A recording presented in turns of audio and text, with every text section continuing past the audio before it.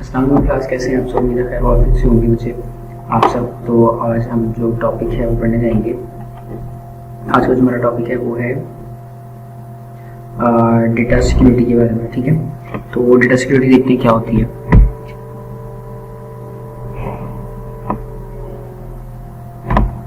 Okay, मैं इसको यहाँ से कॉपी कर लेता हूँ और लिंक में पेस्ट कर लेते हैं।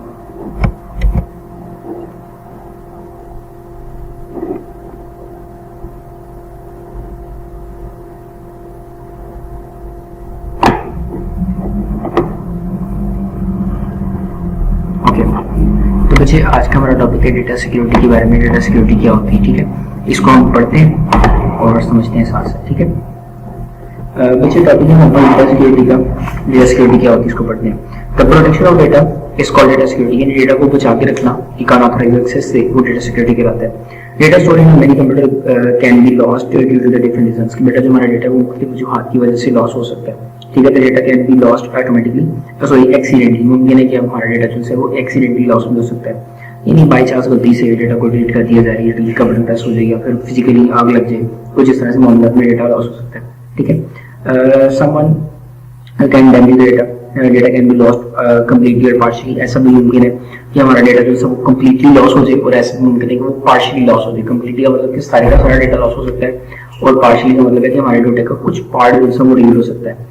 Data is much valuable than important than the computer itself, कि बेटा बजाते खुद जो कंप्यूटर होता है, हार्डवेयर डिवाइस होती है, उससे कई ज्यादा कीमती हमारा डेटा जो है वो होता है। ठीक है, it should be save in a such a way that may not be lost और डैमेज, कि बेटा हम ना हमेशा अपने डेटा को प्रोटेक्ट करते हैं।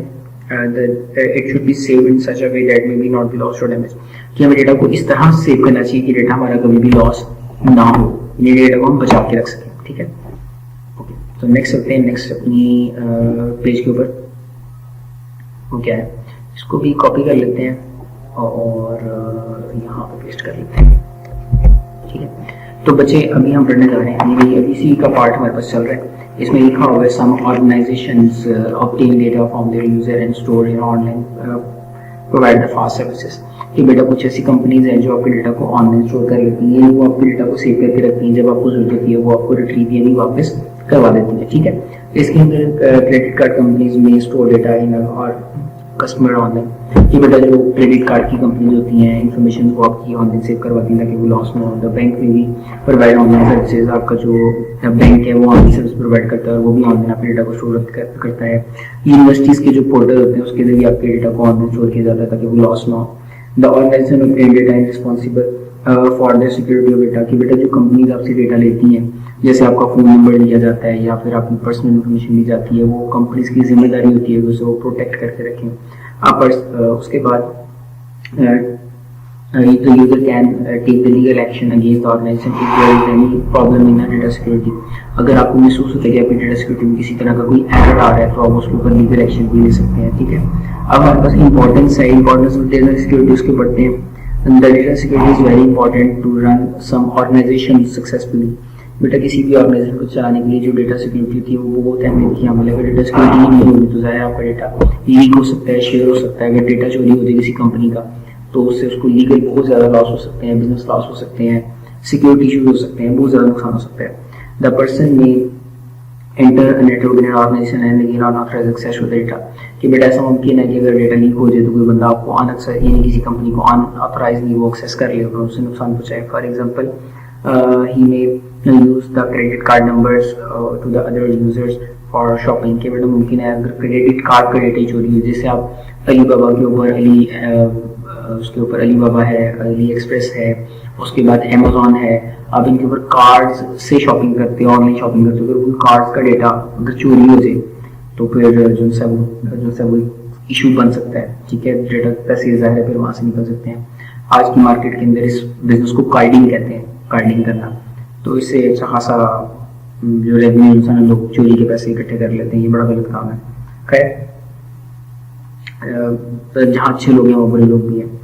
For example he may use the credit card number and other user for the shopping, कि कोई और बंदा आपके कार्ड को इस्तेमाल कर ले शॉपिंग के लिए अनऑथराइज्ड एक्सेस से।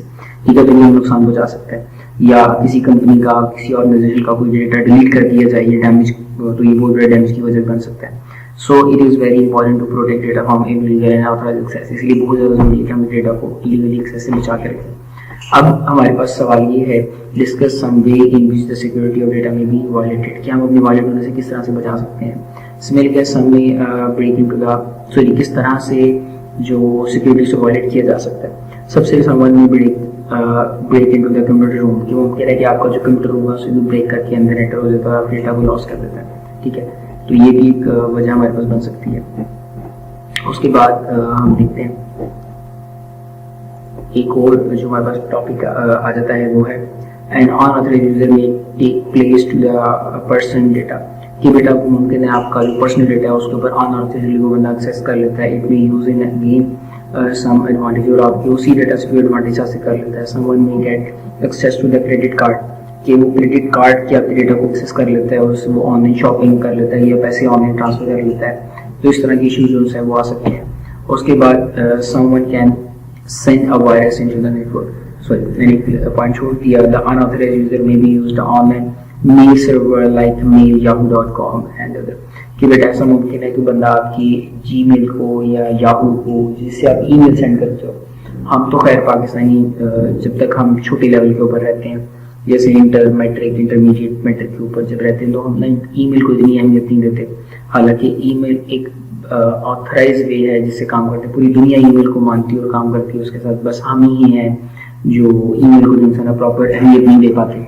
ठीक है, तो अहमियत बहुत इंपॉर्टेंट होती है, ईमेल बहुत इंपॉर्टेंट होती है। तो ईमेल सर्वर को आप एक्सेस कर ले और बंदा उससे फॉल्स मैसेज सेंड करे या फिर वायरस फैलाना शुरू कर दे या कोई इलीगल मेल्स करना शुरू कर दे, तो इश्यूज क्रिएट हो सकते हैं। उसके बाद some one can send a virus to the network, कि बंदा वायरस जो है वो नेटवर्क के अंदर शेयर कर दे, तब भी आप डेटा को लॉस हो सकता है। इसके बाद some user may again unauthorized access to the bank account, कि बंदा आप बैंक अकाउंट के ऊपर जो है वो एक्सेस कर ले, तब भी जो है वो लीगल इश्यूज जो है वो हो सकते हैं। ठीक है, ये भी प्रॉब्लम्स हमारे पास क्रिएट हो सकती हैं।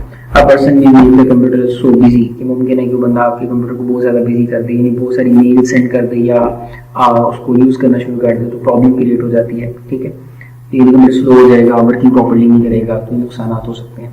ठीक है, फिलहाल के लिए हमारा टॉपिक इतना ही है। इंशाल्लाह नेक्स्ट जो हमारी क्लास होगी वो लाइव होगी और हम उसी क्लासरूम में ही इंशाल्लाह आगे फर्दर यहीं से कंटिन्यू करेंगे, थ्रेड्स से इंशाल्लाह कंटिन्यू करेंगे। ठीक है, थैंक यू सो मच। फिर मिलते हैं इंशाल्लाह नेक्स्ट वीडियो के अंदर। अस्सलाम वालेकुम।